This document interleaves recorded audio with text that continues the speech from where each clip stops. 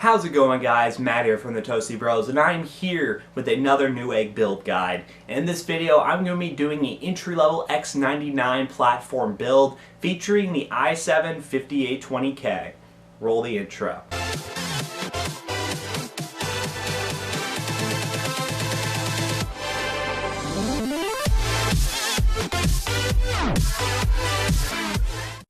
Alright guys, as I said, this is an entry-level X99 build. However, this build doesn't come at an entry-level price. The price tag is $2,046. Now you're probably wondering, whoa, you shouldn't even be saying entry-level with this price range. However, when I go through the parts, you will see just what I mean by entry-level.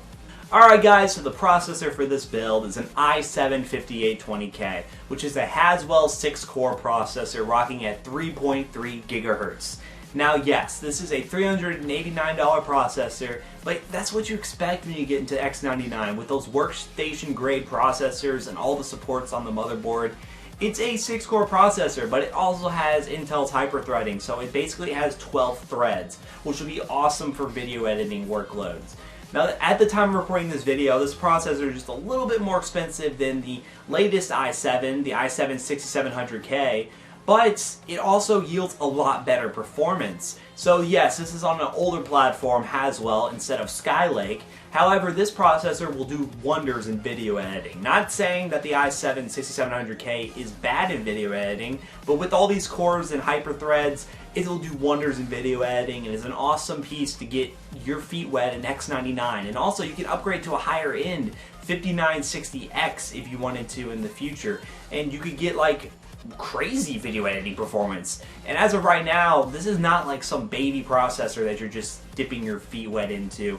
You're really getting a lot of performance for your buck, and I highly recommend this for the X99 platform. To cool this processor, we got the Corsair Hydro Series H100i. Corsair H100i is a well-known CPU liquid cooler at 240 millimeters. It's an awesome CPU cooler. It's going to keep this thing nice and cool, and the case we got will definitely hold this bad boy. At a price tag of about $100-something, it really is, you can't beat it. At $109, it's very, very powerful and will get the job done for cooling this CPU.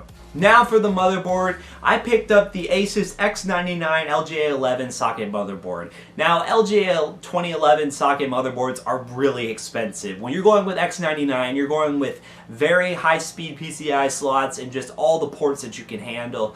This is a workstation motherboard, so you got to understand that when you're putting out the money for it. You're getting a very high-quality board designed to do work, play, and all that sort of stuff. You're getting the best quality Intel has to offer.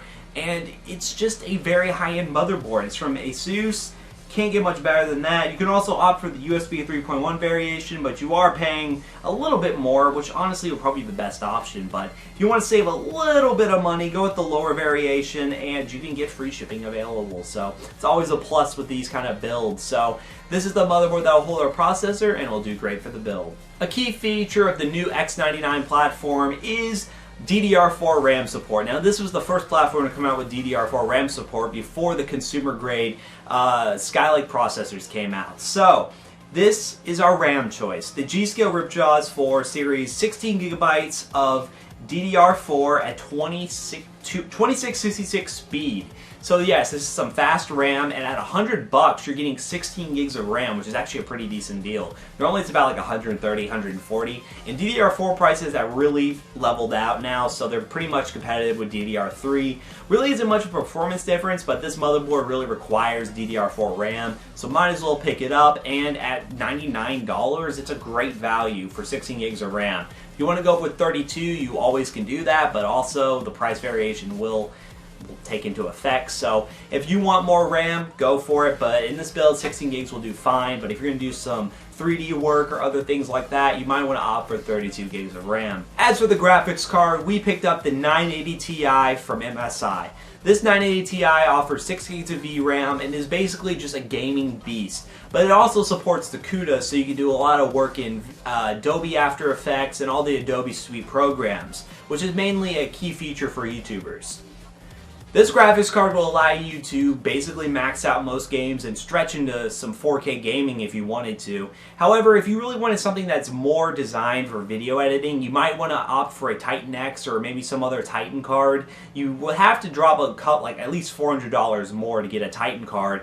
However, it's worth it if you're really into content creation. So when you're at this price range, $400 is probably something you might be able to squeeze in. But for this build, we're going at the 980 Ti, and if you ever wanted to SLI this, having the X99 platform will let you get the most performance you can out of that second card. So this is a great card to get, and we're on to the next one. Now storage, I didn't go really extreme with because there really isn't that much that we should do. Storage is something to where it's very depending on the user and use case. I'm basing this on what I would use it for. Mostly when I do these builds, most of the builds are based on what I'd use it for. So first off, you could go with a 250 gig SSD, but I really don't think that's even necessary.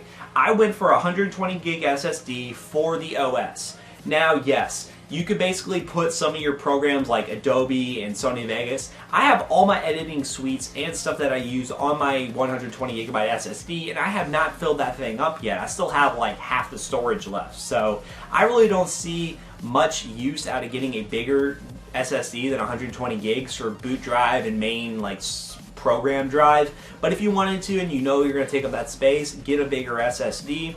I went with the Samsung Evo, which is one of the fastest SSDs on the market. I could have went with something from Intel, the PCIe Express SSDs, but those were really overkill.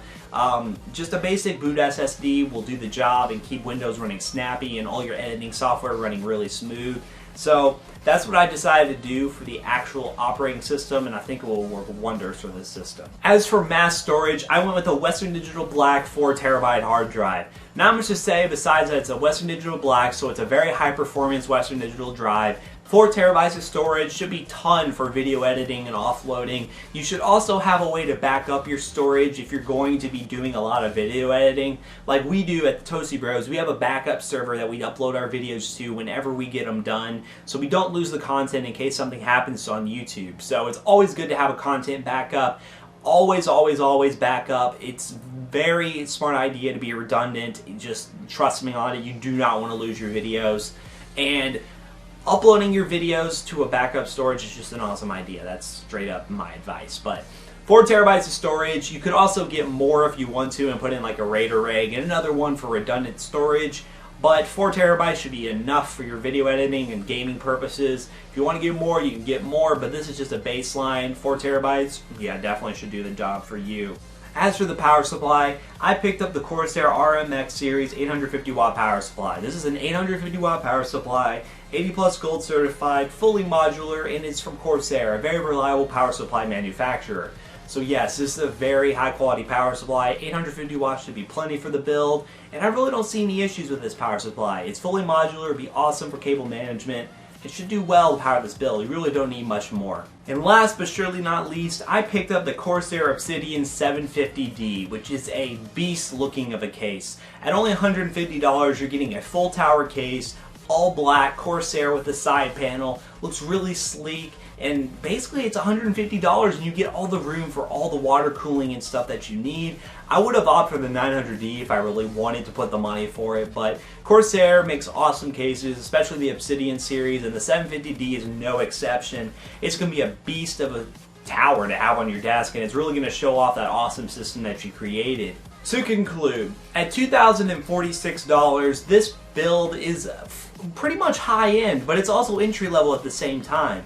If you're just getting into X99, this is the best build to get your feet wet into. You're getting performance now that you're going to love, and also you'll have a huge upgrade path that you can do. It really won't be that significant of an upgrade path, but there is the upgrade path. You can do something, and this system should last you, paired with a good graphics card, for a good 3 to 4 years at very high performance. So X99 is an awesome system, workstation grade, and especially if you're a professional YouTuber out there that does a lot of videos and produces a lot of content, this system will be bomb for you, and hopefully a system like this will come into my life at one point. But I'll stick with my trusty 2600K to do my rendering for me for a little while longer. So thank you guys again. If you like this new system for the build, guys, leave a like. This is probably going to take a lot more effort to put out there, but I feel like this looks a lot more professional than just recording with my webcam and sticking it up on the the screen capture with OBS. So this is a new system I'm probably going to do for now on with the budget builds. I have this natural lighting and it just looks awesome. So if you haven't already, leave a like. Follow us on Twitter. We're almost to 100 followers. So awesome. I really want to get the Twitter followers up so we can do a bunch of giveaways on there. If you haven't already, subscribe. I think I haven't said that yet. Comment below. Check out all other content, and I hope you guys have a wonderful day. Peace out.